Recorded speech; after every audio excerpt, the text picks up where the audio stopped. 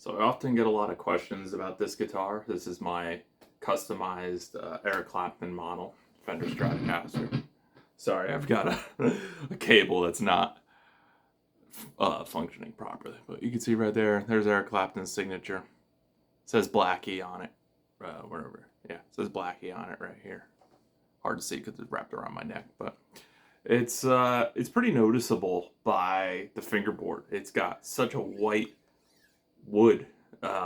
Most commonly, you never see Fender fingerboards, and the neck is like that as well. It's the same color, and so you never really see it where it's just that white. But that's sort of a Clapton trademark, and that's because they use a clear satin finish on the whole neck.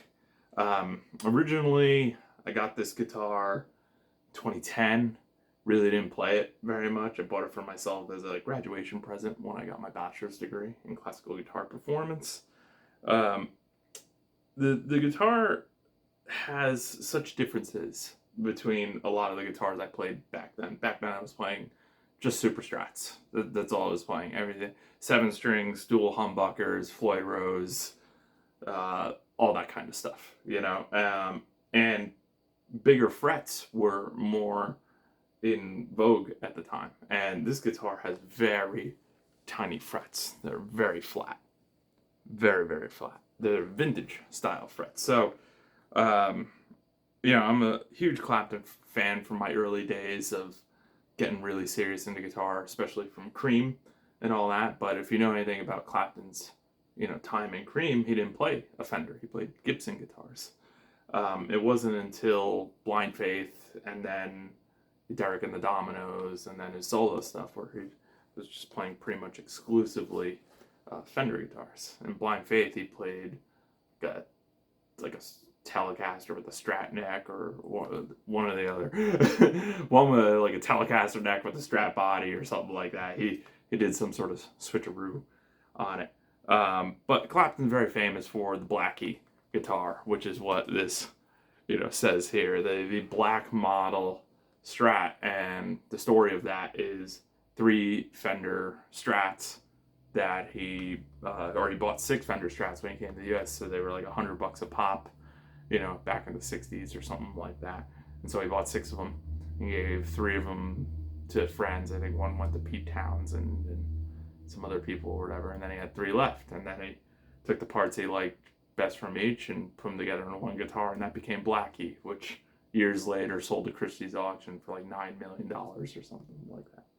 But the thing that really got me to want a Strat was, one, my first guitar was a black Strat like this, had a rosewood board, but it wasn't a Fender or even a Squier or anything. It was a Custom, the amp manufacturer. It starts with a K, K-U-S-T-O-M.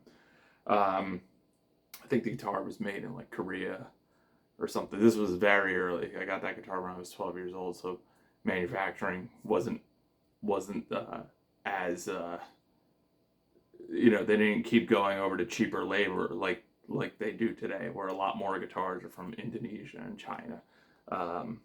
But yeah, that guitar was my first guitar, and I learned to play tons of songs on it. And even years later, once I became a more accomplished player, I always kept playing that guitar and learned like all my shredding technique on it. Even though I had more expensive guitars, they were always in the cases on the other side of the bedroom,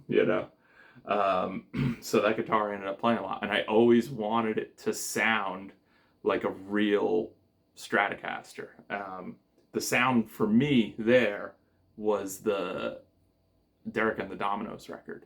So Layla and Other Assorted Love Songs, and the live record that he did with Derek and the Dominoes. Again, Clapton stuff, but there was just a sound. I think She's Gone is the song. And back then he didn't have the black Strat. He just played like a Sunburst Strat or something like that. But it had a maple neck, and it just has this really clean tone to it. Throw a clean tone on real quick. It just has this. I don't even remember. I remember that song's an A, or something. But like, it just has a nice shimmer. this isn't the best amp setting for it.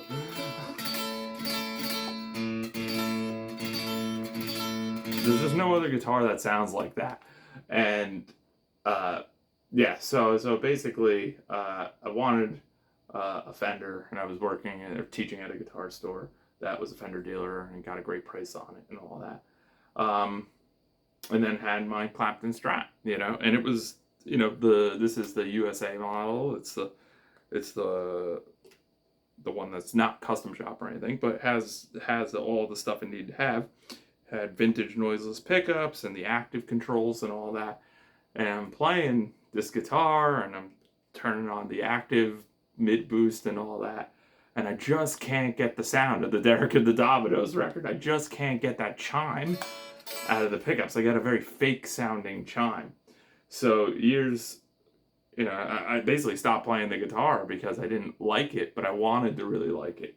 So I was searching on eBay, and I found a Fender Custom Shop 1956, which was the year that the body of the Blackie Strat is from. And I got this idea. I was like, what if I can make it, I like the feel of it. This neck is a soft V, it's called. And I like that because it sort of comes up like a V. So when you play like bluesy stuff, which I don't really do much anymore, but when you do, you can have that grip on the neck that is, just characteristic of the style, you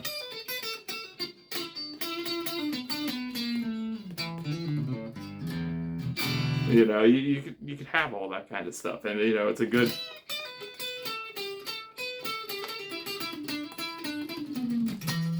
have all that kind of feel, So I really liked that, and also it's a 9.5-inch radius, which is a little bit flatter than an actual 50 Strat, which is I think like 7.25. And yeah, so it had the feel. So the idea was, could I have a guitar, that was like played like the new one, so it had those improvements on an old 50 Strat, because I played one before. I played a couple actually.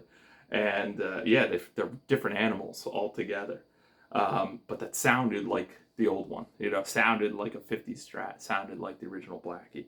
So the Fender loaded custom shop 1956 pickguard. So same pickguard, just that really white, no layering or anything like that. Just a plain single plastic pipe. No, that's not important or whatever. That's just whatever. It's white plastic, but the real difference was the true single coils. So these are Fender Custom Shop 1956 true single coils.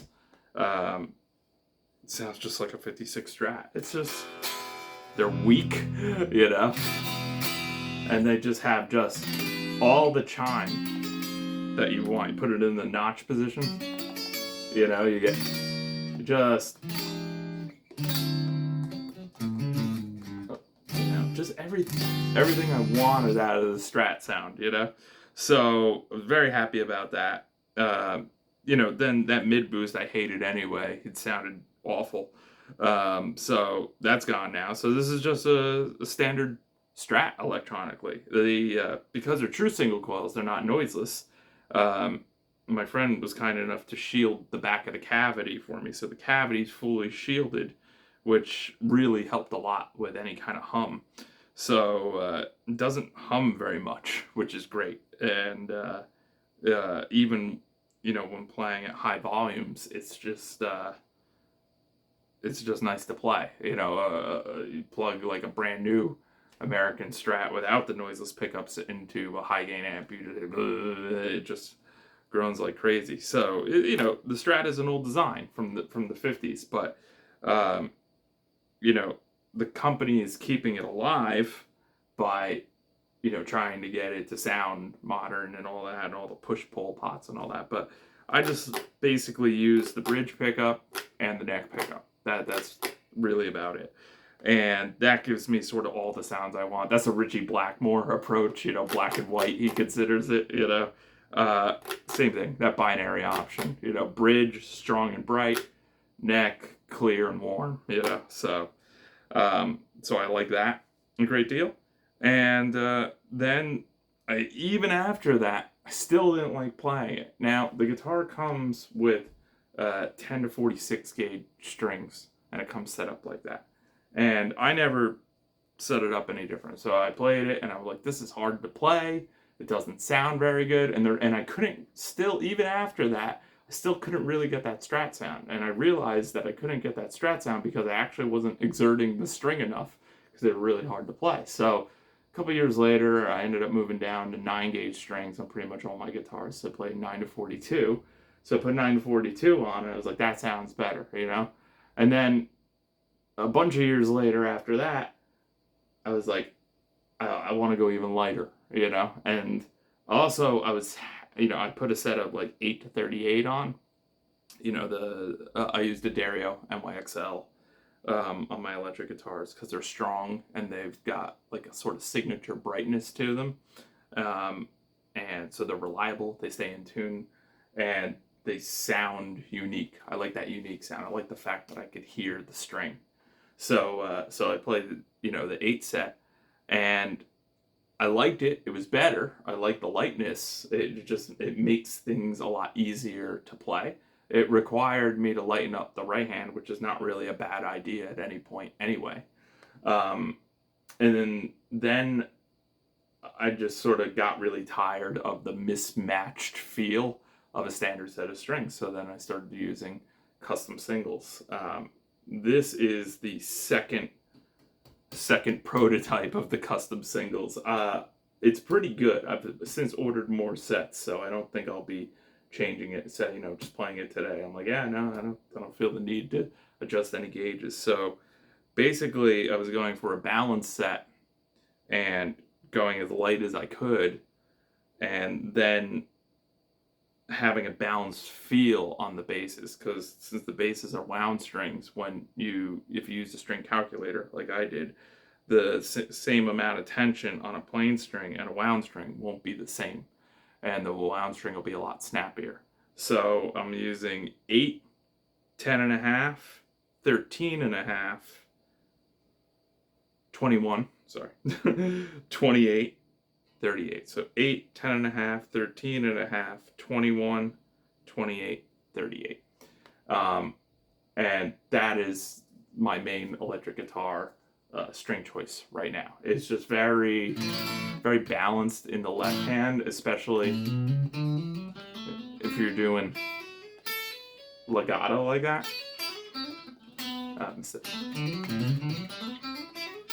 It just feels really good. Or, like I've been doing a lot, wider legato, 4-note per string stuff. The harder strings, like 9s, is very hard to do that with, especially when you're first developing that, or if you want to pick it. Still playing on that really weak clean channel. But the thing that I really like about this guitar, and the reason why I really like playing it, now that I got it a lot more comfortable, and again, I never set it up. I never changed any adjustment here. I have adjusted the pickup heights. So that I've done. And definitely brought the bass down. The bass was always just so woofy. But again, the standard strings have thicker bass strings and all that, so it sounded very woofy, and I like the chime, So the middle I don't really use, so it's just set pretty low, but all of them are ramped down so that the bass side is here and the treble's here. They're all like that. And the treble is as high as it could go, just so that, and it is absolutely maximum as high as it could go, just because the pickups are so weak. And that weakness, though, is really nice because I like to play with high gain, and I, like to play a lot of shred stuff and all that. So turning the high gain all the way up with the gain all the way up, the pickups are so weak that it has nice clarity. Like, if I do that, I have deactivator 8s in my 8 string, and one of my 8 strings here. And then if I do that, it's just too much gain. You can't hear the individual string sound, the clarity's gone, it's just too much saturation. But on this guitar, and even my Gibson SG, I dime the gain all the way up on it on the US high gain channel, which is basically like a Mesa Boogie triple rectifier kind of sound. So let's switch it over to that real quick. There you go.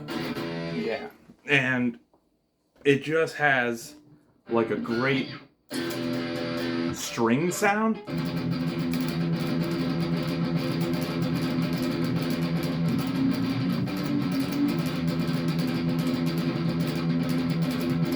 Good cut, you know. Good. And then for the legato,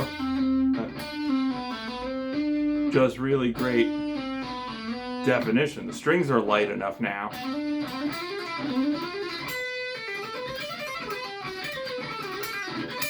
And when I play, I like to fully exert the string. So you could hear, that's my...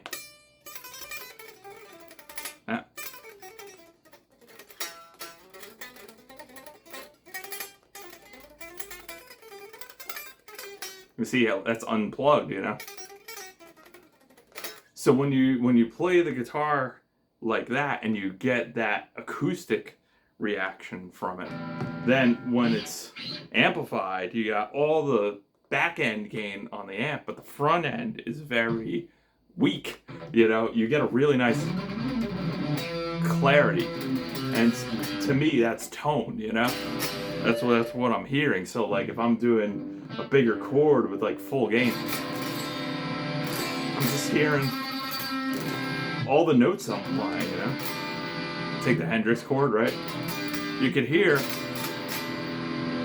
weak pickups plus lighter, you know, very light strings. But I'm hearing everything, and each note is fully exerted, you know? If I wanted a little bit more strength, well then I would go up a half gauge on the trebles, and probably you can only go up 1 gauge on the basses, you know? But that would be 8.5, 11, 14, 22, 29, 39. And that would give me a little bit more strength. But, you know, playing it today, I always have thoughts like, oh yeah, I'm going to put bigger strings on because I like the sound of stronger strings. But when I'm playing and doing stuff like that, as I'm playing that, I'm like, do I want that to be any harder? The answer is no. You know? You know, so anything like that. Wait, no, what I wanted to do is I wanted it to be, you know, cleaner and faster, and so heavy strings isn't going to help that, you know?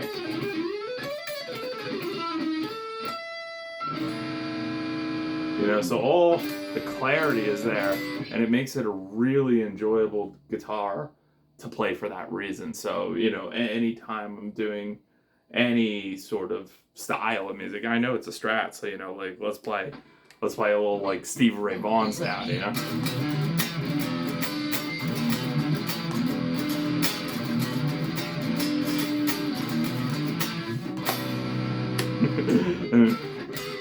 You hear it, like, you can exert it.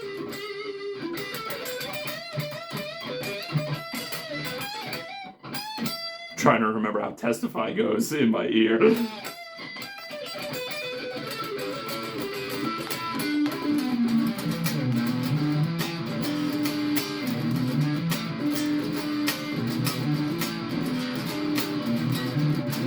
I forget the chord he goes to. It's like, I can't. I hear a change in my head, but I'm like, it's not the 4, it's not A, you know. But yeah, you can get all that sound, you know. Layla, he always plays on the middle pickup. That's his thing. That's it.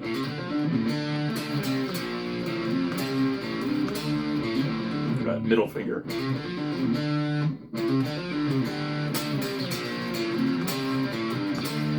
We'll do it one more time.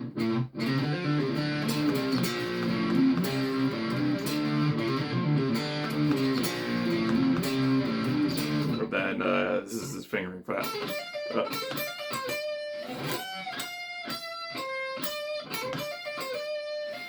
G. I think I got it. Yeah, it's G on the second one, so.